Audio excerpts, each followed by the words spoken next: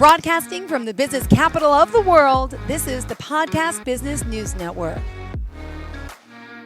Welcome back to the show. Haley Carvajal joining us here today, the creator of 5 Steps to Alignment, based out of Flagstaff, Arizona, but helping people virtually all over the world. And I know we're going to talk a little bit about fear, stagnation, all the things that a lot of us go through, and of course, how you as the professional can help us overcome this and really, make us understand that we are here to live our best lives possible, but some people don't get this. And it's time to pick up and take action and take your guidance. Welcome back today, Haley. How are you?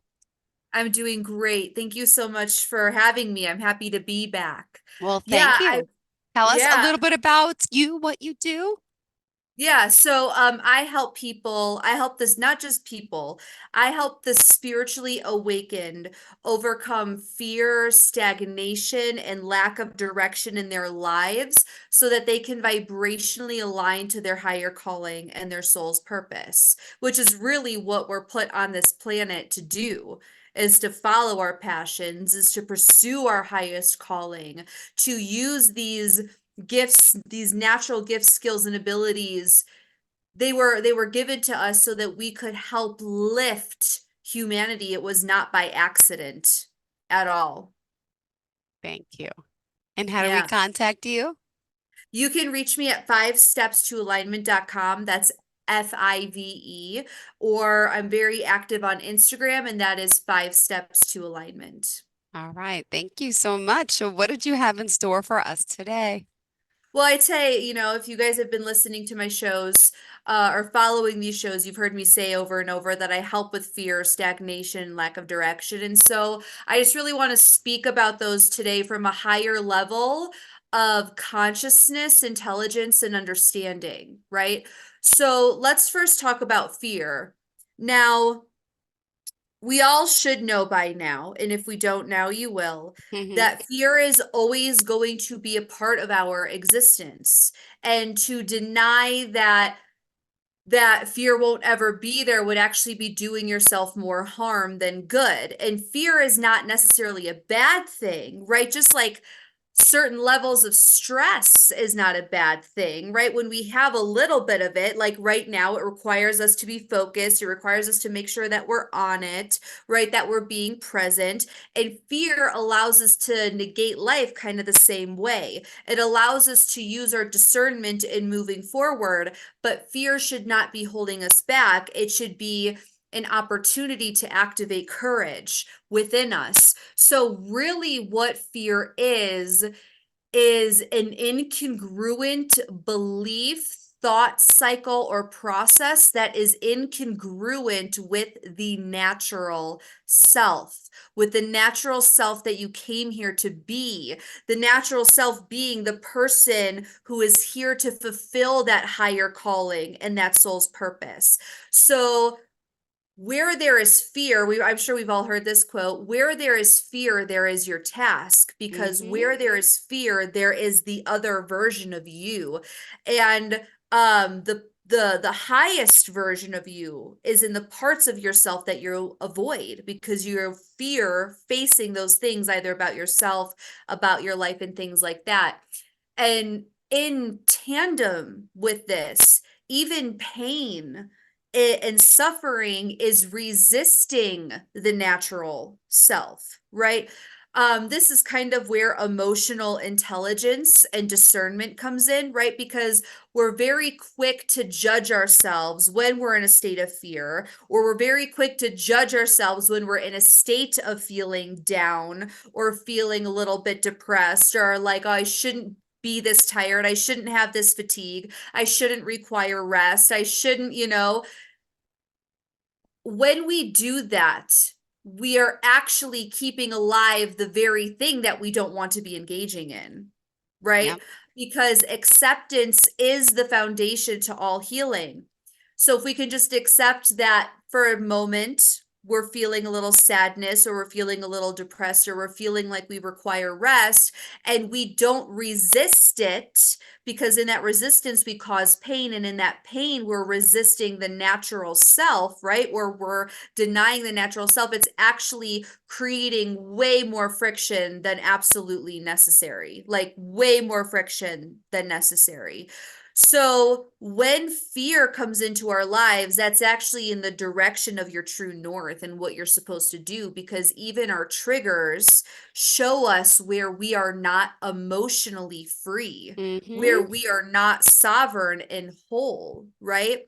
And I would imagine that would be the goal for everybody, to feel whole, to feel at oneness and peace with themselves. So when fear comes up, it's not because it's real. It's because you have this incongruent belief with the natural self and where you're meant to be going and who you are meant to become, destined to become. Now, the thing with fear is that, we fear Fear itself. itself. I was Right. going to say that. It's so, yeah. So, Uh-huh. yeah. And and so when we do that, I mean, the best analogy that I can think of that I've heard is like all of our emotions are simply just messengers. They're trying Yeah. to tell us something deeper, right? So when the emotion of fear comes over and visits your consciousness, it's like the Amazon guy coming to drop off a package at the door. He Mm-hmm. just has a package for you, and he's knocking, and you're like, oh no, it's fear, I don't Yeah. want to look at it. But the more that, I mean, the Amazon guy has a job, fear has a job to tell you something. And the more that you deny looking, the more that you deny it, the bigger it grows, and the bigger it grows, or the more aggressively the Amazon guy knocks, because he just wants to deliver the next package. And so we're actually making it worse for ourselves and participating in our own suffering. If we just, adjusted our belt and fluffed our hair and said, okay, fear, what is it that you're trying to tell me? And we were the observer to that, being making it not mean anything about us, or that it's not even remotely personal about, Okay. it says nothing about who we are. Then we can take a look at fear, find that higher vibrational meaning and purpose, and then actually move forward with it with courageousness, bravery. And then, like, the domino effect of that is building self-confidence, having more emotional and mental freedom and sovereignty, and having a higher level of wisdom, honestly.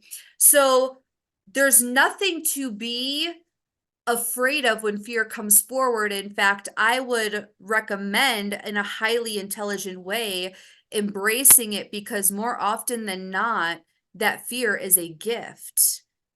You're just afraid to open the package because it Yeah. looks ugly on the outside, but it's really, really good and holds a lot of light on the inside. Now, Hmm. yeah, stagnation. Stagnation happens when we're either living too much in the past or in too much anxiousness about the future. That's when stagnation happens. We're either hyper focused on what went wrong in the past, or even what went right in the past. Yep. It's like, oh, well, this is where I hit levels of success then, or this is when I was happiest then, and Yeah. all of this stuff. And we get caught up in that. So we keep ourselves stuck in that time loop. And then also, paradoxically, I guess you could say, even in the future, we do that. We want to already have what it is that we're trying to manifest, or we want to already be in our happiness. We already want to be with Yep. the love of our lives, all of that, right? And so that's where we create stagnation. And we must, I mean, always, because all that there is honestly here and now. The only things about the past or worries Yeah. about the future that you keep alive, that stay alive, are the things that you keep alive. That's it. It's only you in your head that is keeping these things alive. It's only you in your head that's saying that you're not as successful as you were then, or you're not as creative as you once were then, or that you don't have this thing now. The whole talk about manifestation in the future and all of that, that's actually a whole different conversation. But what I Mm-hmm. am trying to connect is that if you're focused too much on the past or the future, that's when you can get caught in stagnation. And so the antidote to that is finding acceptance for where you are now, having gratitude for where you are now. And I know that sometimes gratitude for the now doesn't always feel like you're capable of doing it. But if you can even just have acceptance for where you are now, that is when you actually get to move forward. Because if you keep wishing this and wishing that, you're digging yourself into a deeper hole. Yeah. Therefore, it's going to be harder to dig yourself out, to get yourself out, right? So we've all seen really dark days in our lives. All of us have. Um, I really, I don't mean to sound cold when I Okay. say this, but I really don't care about what you have gone through, what you are going through. There is always something to be grateful for.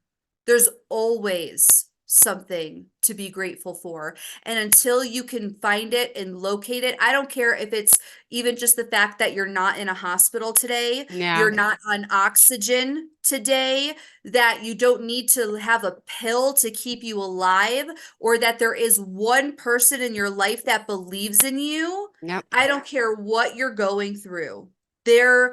There's always something to be grateful for. I mean, could you imagine if you didn't have your hands and you couldn't itch your nose or itch your cheek?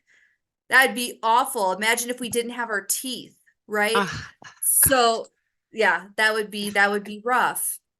So there's always something to be grateful for, and you cannot move forward with the stagnation if you keep reliving the past or living too much in the future, right? We have to accept what is and find beauty in what is, because it is there, it is available to you. It's a matter of being able to perceive it and witness it and actually receive that as well. Now, lack of direction comes from overthinking. I think that's a no-brainer, but it also comes from a lack of decisiveness or mm-hmm. indecisiveness and not knowing yourself, not really knowing yourself. A lot of our self-image, unless you've really done the inner work and done a lot of inner reflection, a lot of our self-image is actually who people told us that we were. It's who your grandparents told you that they saw you as, or who your parents told you they saw you as, or who your teachers told you they saw you as, or maybe even your spouse and how they say they perceive you, right? And so whether it be good or bad, whatever feels like truth, we grab onto, and then we start to uh condition that as our identity. Do you really know Yeah. who you are? Do you really know who you are? Do you know why you like the things that you like? Who is the first person to tell you that you like those things? Right? For the longest time, my favorite candy was Reese's peanut butter cups. And that's because as a child, that's what I loved. And then that's all I got all the time. So, like, oh, my little Reese's peanut butter cup, right? Well, I outgrew that, but it felt wrong to like something else because the Reese's was a part of who I was, right? That came from childhood. And even though that's a very surface level thing, you know, it could be anything. It could be who an ex told you that you were. It could be who a ex boss or ex employee told you that you were, and that you just unconsciously accepted it as truth. So the more that you know who you are, and again, acceptance is the foundation to all healing, but really acceptance is the way to move forward. You cannot move forward in anything if there's not a level of acceptance that Yeah. you have for it. Um, so when you can just really insightfully, playfully, and curiously, Mm-hmm. and also detachedly be like, I have, and admit, maybe I have no idea who I am anymore. And that's okay, because lots of people come to those points in your life. You'll come to those multiple times in your life. It's not a bad thing. It's not a Mm-hmm. bad thing at all. It's an uncomfortable thing, but it's not a bad thing at all. That, and when you finally have that level of awareness of who you are, what it is you Bam. prefer, what it is, and it's just as important to know what you do prefer as what you don't prefer. Now, most of the people, like when they think about manifestation in the universe, it's like, oh, tell me, it's like you just have to tell the universe what you want. Tell the universe what you want. Tell it what you want, right? You can Yeah. also tell the universe what you refuse, what you refuse to live with, what you refuse to tolerate, what you refuse, who you refuse to bring into your life, because that contrast is just as important. You know, it's nice to talk about what we desire to bring in and what we do prefer and what we do love, but it's just as important to identify what we don't want. And usually, how this whole manifestation thing works is that we get exposed to or shown something that we don't prefer Mm-hmm. first before we actually get what we do want. So even if you're facing fear, again, that's a sign you're facing your true north, you're about to get what you want, or you're getting one step closer to what you want. So just go through it, you know, fluff your hair, fix your lipstick, fix your jacket, and face it head on, right?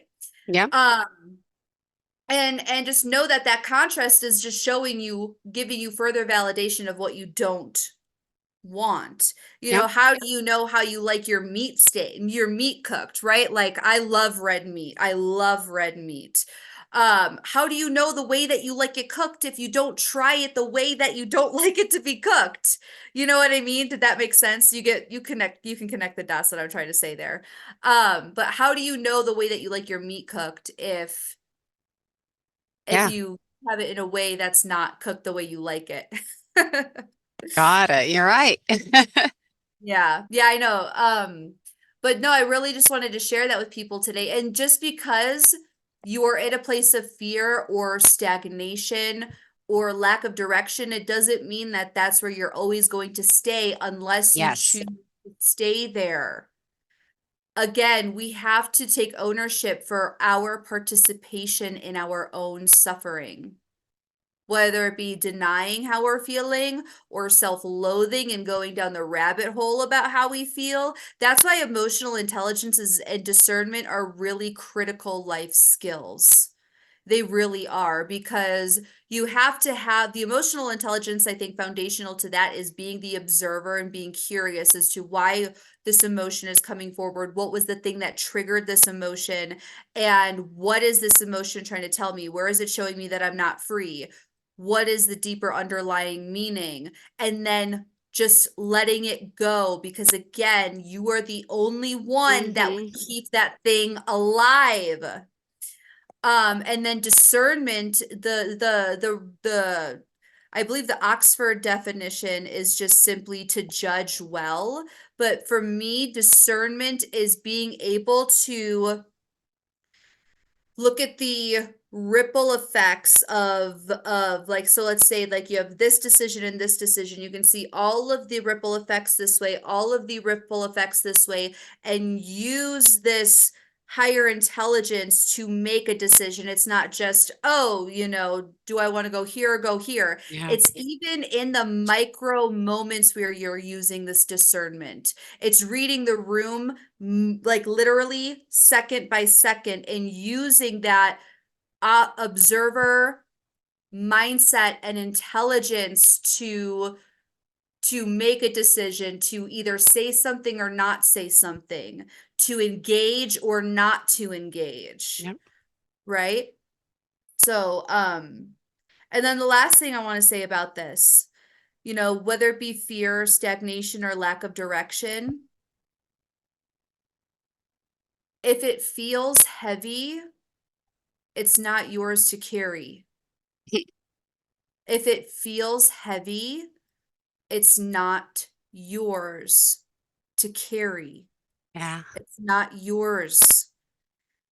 It's either not congruent with the higher self, with the higher version of you, Mm-hmm. or it was passed down to you, or it was caught, right, from somebody else. You caught their belief, you took on their belief. And so if it feels heavy, It's not yours to carry. Just let it go. You would be the only one keeping that alive in your reality. Hmm. Thank you for that. All right. It's hard to do sometimes, though, right? To let it all go. Yeah, absolutely. Especially how much it depends on how much we've conditioned the thought, feeling, emotion, or pattern, right? So, um, if it's something that we've conditioned over, our lifetime, let's say something happened in our 20s and we've carried it with us into our 40s, we're going up against decades of that neurosynaptic connection being wired or being fired, right? Electrically. And so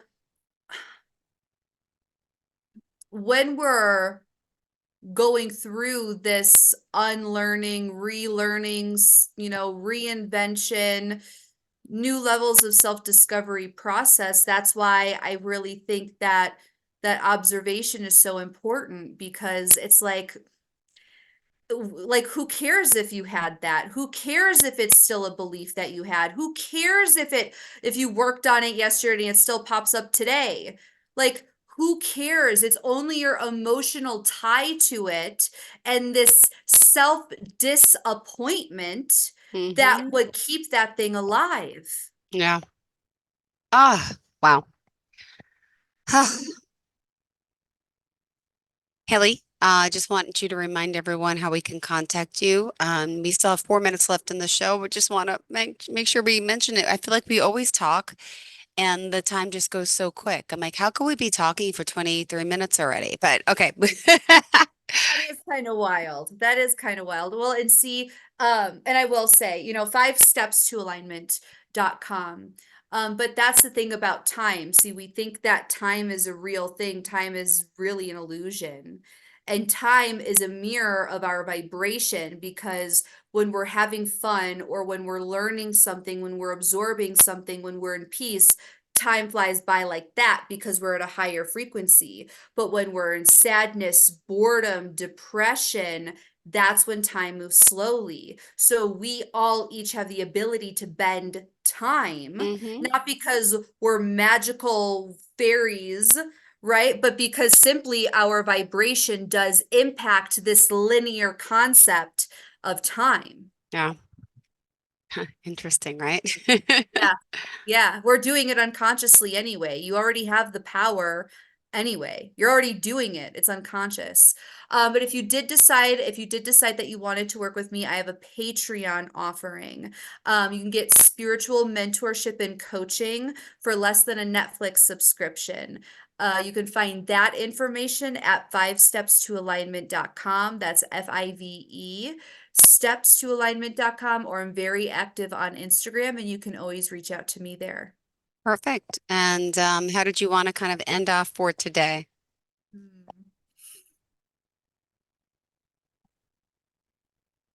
Any words of wisdom or advice? They're coming. They're coming. Okay, okay, okay. Sometimes I like to take the time to pause and think so that it's meaningful. I promise I won't take too long. Um, this is all, I think the more detached you are from the internal world, or the internal stimulus, I should say, the more effective you can be in your self-healing, self-discovery, and upgrading process. Because the more emotional attachment and storytelling that you tell yourself about how it's wrong or bad or this, that, and the other thing, then you're being counterproductive. Just who cares if it's there? If you don't want it, then don't feed it. Just let it go. And letting go is a process in of itself. So give yourself grace. Hmm. That's how I'd like to end it. Beautiful. Thank you so much. All right. Well, we'll reach out to you. And in the meantime, always a pleasure to have you here and to, of course, discuss how you're helping. And you're clearly just so passionate about this. And we thank you for that. So it's 5stepstoalignment.com. And did you want to share another form of contact? Yeah, Instagram. I would say Yeah. Instagram at 5 steps to alignment. Beautiful. Thank you so much. And hopefully we'll connect again next week. Thank you. Yeah. Take care. Bye bye, sweetheart. Have a great day. You too.